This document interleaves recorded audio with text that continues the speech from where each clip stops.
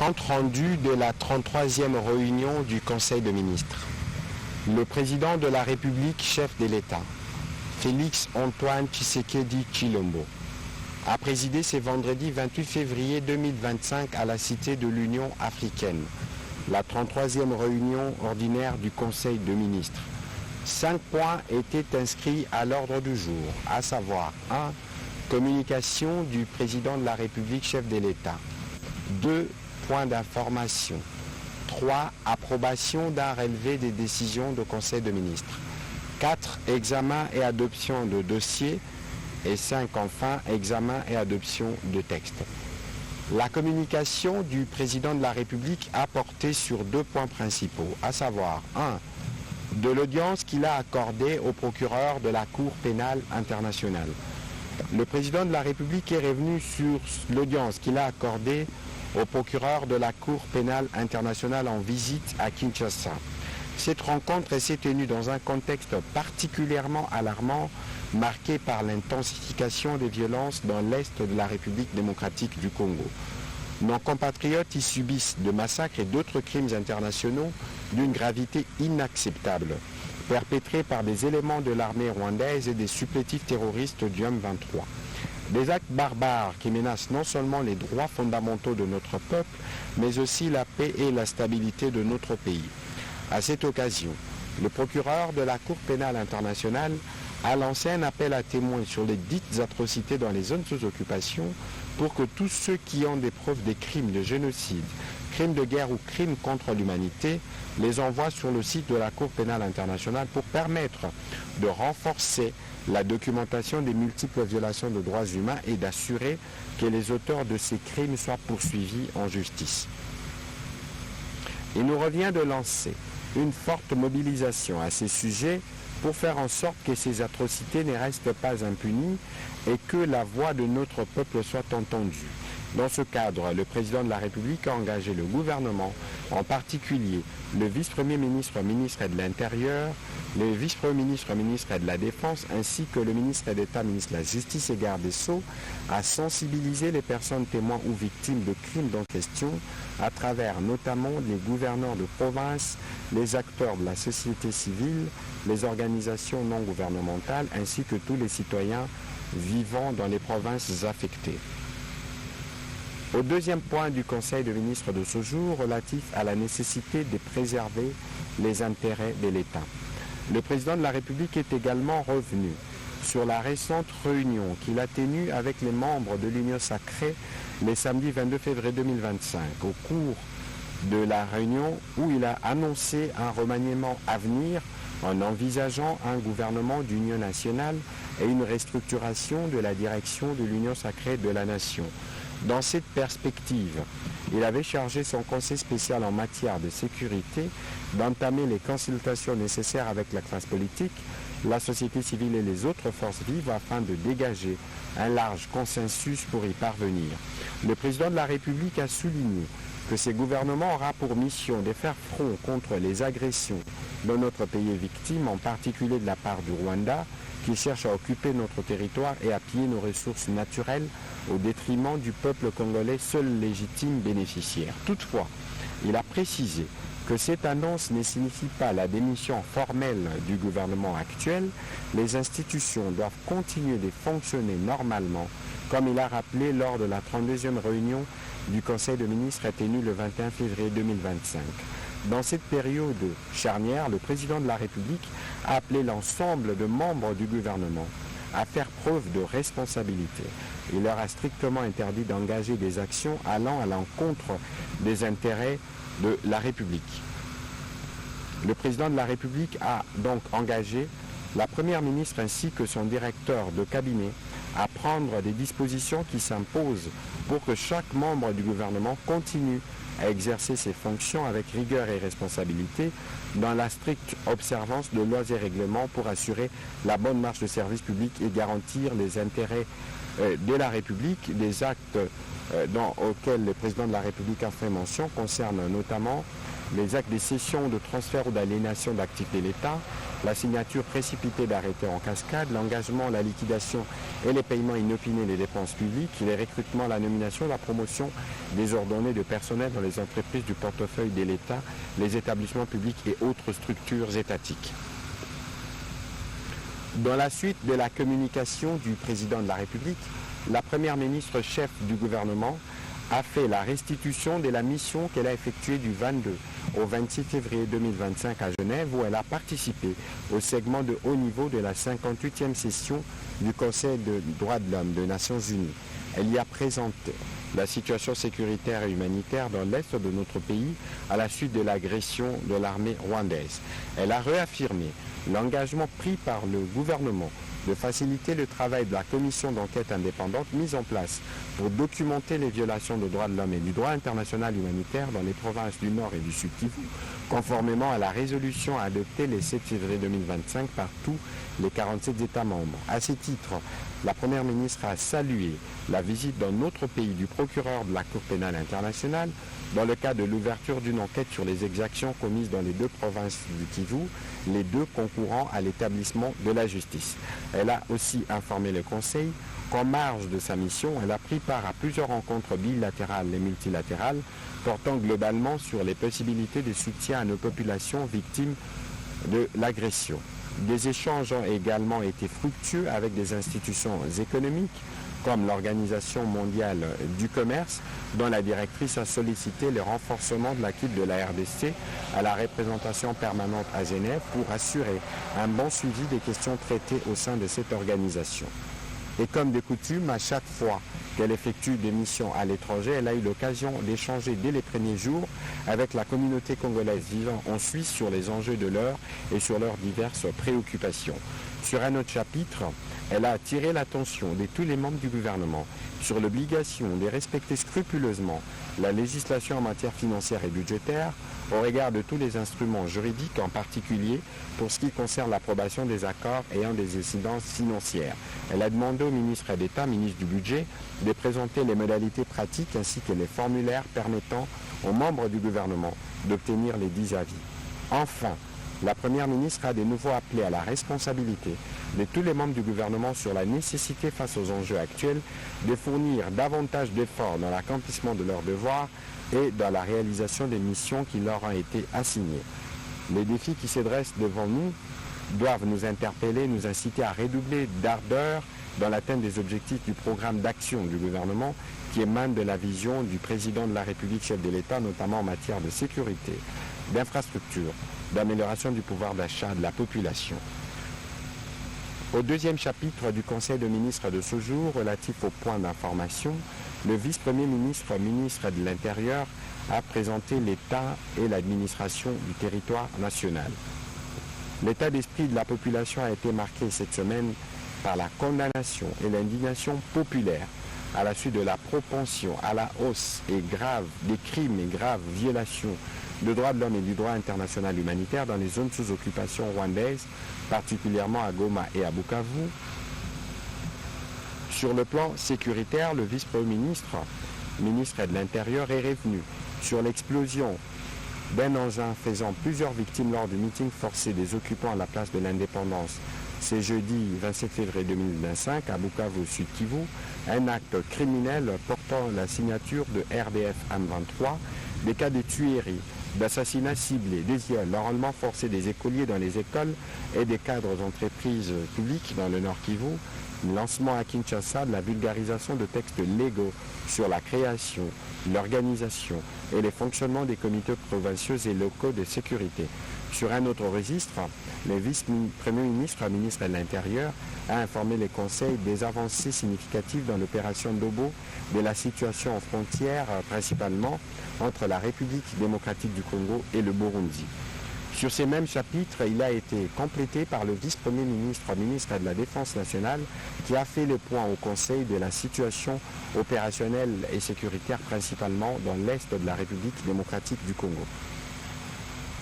Au sujet de la situation épidémiologique, le ministre de la Santé publique, Hygiène et Prévention sociale a présenté la situation épidémiologique en République démocratique du Congo. Il s'est apaisanti sur les cas de provinces qui sont victimes de l'agression rwandaise. Au Nord Kivu, du 23 au 26 février 2025, il a été enregistré 19 nouveaux cas de blessés par balle, 23 personnes tuées et plusieurs personnes brûlées la nuit du 25 au 26 février 2025 dans la zone de santé de Karisimbi à cheval avec les Nyiragongo, dont les nombres est non encore déterminés. Du 17 au 26 janvier 2025, 85 nouvelles admissions de blessés avec plaies balistiques ont été enregistrées dans les formations sanitaires de Goma, ramenant le cumul à 5 487 blessés et aucun nouveau décès intra-hospitalier n'a été signalé au cours de cette période. Depuis le début de l'année 2025, le cumul des blessés est de 7 776, celui des décès intra-hospitaliers est de 1568 et des corps inhumés est d'environ 8500. En ce qui concerne le Mpox, il a été enregistré au cours de cette semaine 65 cas suspects, dont 44 cas confirmés et un décès. Du début de l'année 2025 jusqu'à la 7e semaine épidémiologique, le cumul est de 6 414 cas suspects, dont 1554 cas confirmés et 5 décès. Au Sud Kivu, lors du meeting des occupants M23 RDF, le jeudi 27 février 2025, à la place de l'Indépendance à Bukavu, il y a eu une détonation de 2 bombes qui ont été suivies de coups de feu et qui ont entraîné les décès de 16 personnes, 15 corps sans vie admis à la morgue de l'hôpital provincial de Bukavu et 1 aux cliniques universitaires de Bukavu et 95 blessés, soit 68 blessés, acheminés à l'hôpital provincial de Bukavu, 16 aux cliniques universitaires de Bukavu et 1 à la fondation Pandi. Jusqu'au 27 février 2025, la ville de Bukavu a enregistré plus de 1130 blessés, plus de 29 décès dans les établissements de soins et 16 personnes décédées lors du meeting. Entre le vendredi 14 et le mercredi 26 février 2025, l'hôpital général de référence d'Uvira a admis plus de 179 blessés et 152 décès. Les centres Mpox ont été vidés de leurs malades qui étaient estimés à plus de 100 à Bukavu et plus de 587 cas actifs pour la province avant l'intrusion de rebelles. Par ailleurs, le ministre de la Santé publique, Hygiène et Prévention sociale a brossé le plan de reprise de la prise en charge sanitaire de forces armées de la République démocratique du Congo et de la police nationale congolaise. Cette prise en charge sanitaire gratuite concerne principalement les militaires en activité, les policiers, les réservistes et les blessés des guerres. Les ayants droit direct de ces catégories, la mise en place d'une organisation optimisée pour garantir la qualité des soins et la disponibilité des ressources essentielles. La phase initiale couvre 9 provinces avant une extension progressive à l'ensemble du territoire national. Il s'agit des Kinshasa, Sud Kivu, Nord Kivu, Okatanga, Chopo, Ituri, Otuele, Maniema et Tanganyika. État d'avancement de la campagne agricole 2024-2025. Le ministre d'État, ministre de l'Agriculture et de la Sécurité alimentaire, a présenté au Conseil l'état d'avancement de la campagne agricole 2024-2025 à mi-parcours de la campagne agricole 2024-2025 dont les activités visent essentiellement l'amélioration de la production des principales cultures alimentaires, la consolidation des chaînes de valeurs agricoles au niveau national pour booster les revenus des agriculteurs et générer plus d'emplois formels et ou informels, et l'accroissement de l'offre en denrées alimentaires de première nécessité en vue du renforcement progressif de notre souveraineté alimentaire. Le ministre d'État, ministre de l'Agriculture et de la Sécurité alimentaire, a rappelé à l'intention du Conseil les objectifs poursuivis par cette campagne agricole, à savoir la sensibilisation et la mobilisation des acteurs et partenaires impliqués dans l'agriculture sur la pertinence d'accroître la productivité agricole et l'offre en denrées alimentaires de base, le déploiement et la mise à la disposition de chaque province des tracteurs et accessoires, des labours, des semences améliorées, des boutures de qualité, des fertilisants sous forme d'engrais minéraux, des outils, équipements agricoles et autres matériels aratoires ou d'arrosage auprès de coopératives, fondations, entreprises et entrepreneurs agricoles, exploitants familiaux en milieu rural, afin d'accroître la production des principales cultures alimentaires et de rente. Une commission interministérielle travaille de manière déterminée en vue de l'atteinte de ces objectifs à impact socio-économique. Le Conseil a pris acte de cette note d'information. Impact de la crise sécuritaire dans les provinces Nord et Sud Kivu sur l'éducation et les mesures prises. La ministre d'État, ministre de l'Éducation nationale et Nouvelle Citoyenneté, a fait part au Conseil du bilan provisoire négatif de l'agression rwandaise de notre pays sur les systèmes éducatifs dans les deux provinces du Sud Kivu et du Nord Kivu. En effet, 2594 écoles ne sont plus opérationnelles, dont 1483 au Nord Kivu et 1111 au Sud Kivu. 1 108 962 élèves sont en rupture de scolarité, 35 écoles ont été détruites, 45 écoles sans mobilier, les bancs ayant servi de bois de chauffe, 3 écoles occupées au Nord Kivu et 49 autres au Sud Kivu, 48 écoles servant d'abri aux personnes déplacées internes et une école a servi de cimetière. Les rapports soutiennent que la sécurité des enfants est compromise, certaines écoles sont transformées en bases militaires et des engins explosifs ont été signalés dans plusieurs autres établissements. Dans la ville de Goma, particulièrement préoccupante, la psychose collective empêche une reprise normale des cours. Des cas de recrutement forcé d'élèves par les groupes armés ont été rapportés. La ministre d'État, ministre de l'Éducation nationale et Nouvelle Citoyenneté, a passé en revue toutes les mesures prises pour garantir la continuité de l'apprentissage et la protection des élèves, mais aussi des actions à entreprendre pour faire face à cette situation déplorable. Dans le cadre de la politique de Nouvelle Citoyenneté, elle a annoncé la campagne de sensibilisation à la citoyenneté active pour renforcer la mobilisation communautaire en faveur notamment du droit à l'éducation et de la protection des écoles contre toute forme de violence. Cette initiative vise à responsabiliser les communautés face aux enjeux de l'éducation en période de crise et à promouvoir la résilience face aux défis actuels. Par ailleurs, elle a rassuré que son ministère poursuit ses efforts pour assurer la continuité de l'apprentissage malgré les défis sécuritaires. Une réponse concertée et renforcée va garantir un accès sûr et durable à l'éducation, d'où la nécessité pour l'ensemble du gouvernement et les partenaires internationaux de se mobiliser afin de soutenir les actions en cours et prévenir le fondement du système éducatif dans ces zones insécurisées. Le Conseil a pris acte de ce rapport. Réhabilitation de groupes G23, G24 et G26 de la centrale hydroélectrique d'Inga. Consécutivement à la décision du Conseil de ministres du vendredi 21 février 2025 relative au démarrage effectif du projet de réhabilitation par la société China National Electric Engineering Company des groupes G23, G24 et G26 de la centrale hydroélectrique d'Inga, le ministre des Ressources hydrauliques et électricité a fait les points du processus en cours et donné des indications sur la suite des démarches. Il a rappelé que l'ordonnance présidentielle du 26 mars 2020 avait revu l'étendue des travaux confiés à la société chinoise en attribuant que le groupe G23, G25 et G26 en août 2022. Un avenant a été signé entre la SNEL SA et la firme chinoise remplaçant le groupe G25 par le groupe G24 car le G25 est en cours de réhabilitation par Ivanhoe. Le 22 décembre 2023, un nouvel accord de prêt a été signé avec le ministère des Finances, couvrant ainsi la réhabilitation du groupe G23, G24 et G26. Par conséquent, pour permettre le démarrage effectif des travaux, la modification de l'ordonnance présidentielle numéro 20/015 est nécessaire afin de prendre en compte la nouvelle configuration du projet G23, G24 et G26 et la convention des crédits du 22 décembre 2023. Par ailleurs, pour les contrôles et la surveillance de l'exécution de ces travaux de réhabilitation, compte tenu de l'urgence, le ministère des Ressources hydrauliques et électricité procédera au recrutement par entente directe d'un ingénieur conseil pour l'assister dans la supervision de ce projet. Le Conseil a pris acte de cette note d'information. Mise en œuvre de contrats de partenariat public-privé entre l'Institut géographique du Congo et la société Sokeriko. Le ministre de la Recherche scientifique et Innovation technologique a présenté au Conseil une note d'information relative aux conditions de la mise en œuvre du contrat de partenariat public et privé entre l'Institut géographique du Congo IGC et la société Sokeriko.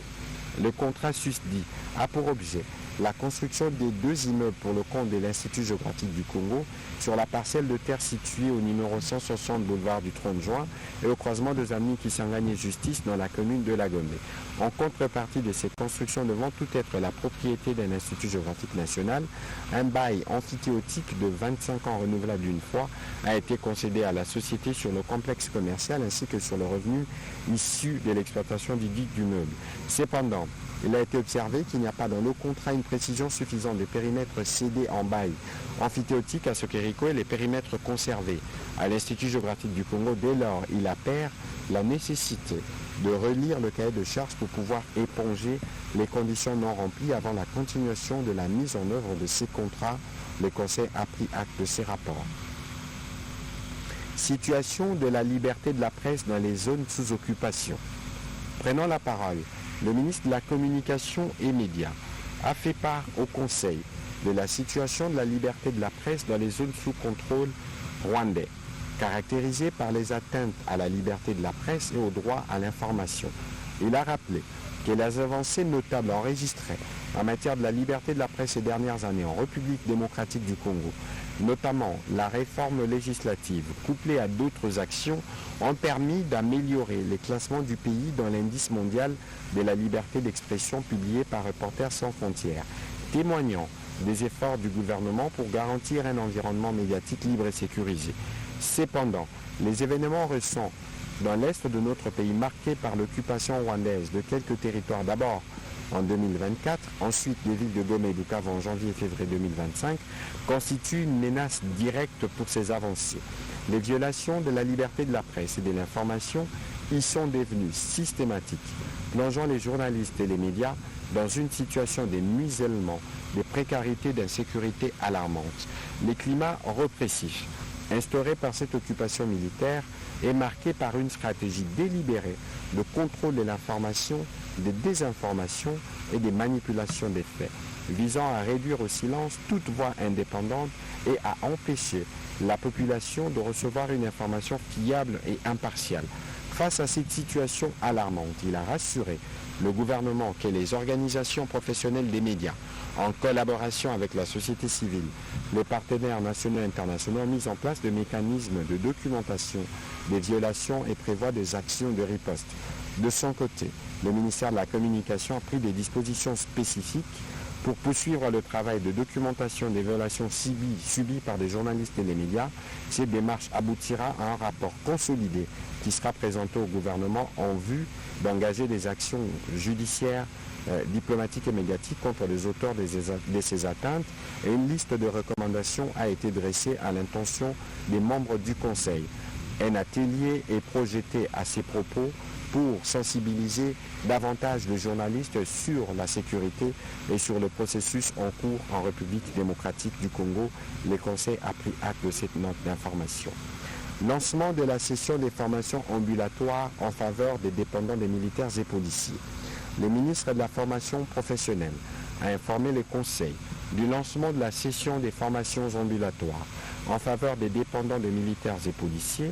En effet, faisant suite à l'instruction du président de la République lors de la 32e réunion du Conseil de ministres du 21 février 2025, en rapport avec l'encadrement des enfants épouses de militaires et leurs dépendants, il a rapporté avoir lancé la session des formations gratuites ambulatoires de 5000 apprenants, parmi lesquels 1500 enfants des policiers et militaires. Dénommée camp de formation professionnelle, la dite formation ambulatoire se déroulera une partie dans les camps militaires et des policiers et une autre partie dans quelques centres publics des formations professionnelles de la ville-province de Kinshasa dans un premier temps. Elle pourra ensuite être étendue plus tard sur l'ensemble du territoire national. Les filières concernées par cette formation sont entre autres l'informatique, la réparation des téléphones, les bâtiments et génie civil, la construction métallique, l'hôtellerie, la restauration, la mécanique automobile, la soudure, l'électricité, le froid, la climatisation et autres. Le Conseil a aussi pris acte de cette note d'information. Approbation d'un relevé des décisions du Conseil de ministres. Les membres du Conseil ont approuvé les relevés des décisions prises lors de la 32e réunion ordinaire du Conseil de ministres du vendredi 21 février 2025. Examen et adoption des deux dossiers. Le premier, relevant du ministère du Budget. Le ministre d'État, ministre du Budget, a présenté au Conseil le rapport relatif aux modalités opérationnelles sur l'augmentation des soldes et primes des militaires et policiers, l'amélioration de leur sécurité sociale et l'amélioration des conditions de vie de leurs dépendants. Faisant suite à cette instruction du président de la République, il a soumis les différentes simulations élaborées par les experts du gouvernement en vue d'atteindre les objectifs poursuivis, notamment le doublement de la paye les rajouts d'une prime spéciale de combat avec effet immédiat. Les modalités d'exécution de ces dépenses publiques ont été également présentées. Ces mesures devraient s'inscrire dans le cadre de la mise en œuvre effective de la loi de programmation militaire qui a l'ambition d'apporter des réponses structurelles aux problèmes sociaux concernés. Après débat et délibération, le Conseil a adopté ces dossiers. Processus de recrutement compétitif et méritocratique pour les mandataires des entreprises et établissements publics. Le ministre du Portefeuille a soumis au Conseil pour examen et adoption les dossiers relatifs à la liste des entreprises et établissements publics, dont le choix des mandataires se fera sur base d'un processus de recrutement compétitif et méritocratique. Rappelons que le 30 août 2024, le Conseil des ministres avait adopté les dossiers relatifs au profil de mandataires publics appelés à siéger dans les organes de gouvernance des entreprises et établissements publics, particulièrement au sein du Conseil d'administration et de la Direction générale. Le ministre du Portefeuille a signalé que ces profils est déjà pris en charge par des décrets publiés au journal officiel depuis le 19 novembre 2024. Pour la bonne exécution des 10 décrets, le gouvernement a instruit le ministre du Portefeuille de procéder à la sélection des entreprises pilotes devant expérimenter ces dispositions fait l'objet des recommandations des États généraux des entreprises du portefeuille en décembre 2024. Des échanges ont-ils lieu sur la démarche à mettre en place pour procéder à une sélection progressive des entreprises publiques et établissements publics pilotes en vue d'insuffler une dynamique nouvelle et qualitative dans l'amélioration de leur gouvernance et de leur performance. Après débat et délibération, le Conseil a adopté ces dossiers. Examen et adoption d'un texte. Le ministre d'État, ministre de la Justice, représenté par le vice-ministre, a soumis au Conseil le projet de loi autorisant la prorogation de l'état de siège dans les provinces de l'Ituri et du Nord Kivu pour une période de 15 jours prenant effet le 8 mars 2025. Après débat et délibération, ce projet de texte a été adopté. Avant de clôturer la réunion du Conseil des ministres de ce jour, le président de la République a redit ces mots de solidarité à nos populations du Nord et du Sud Kivu. Tout est mis en place à son niveau pour que nos populations de cette partie du pays puissent être libérées des mains des occupants. Commencée à 14h57, la réunion du Conseil des ministres a pris fin à 20h05. Je vous remercie.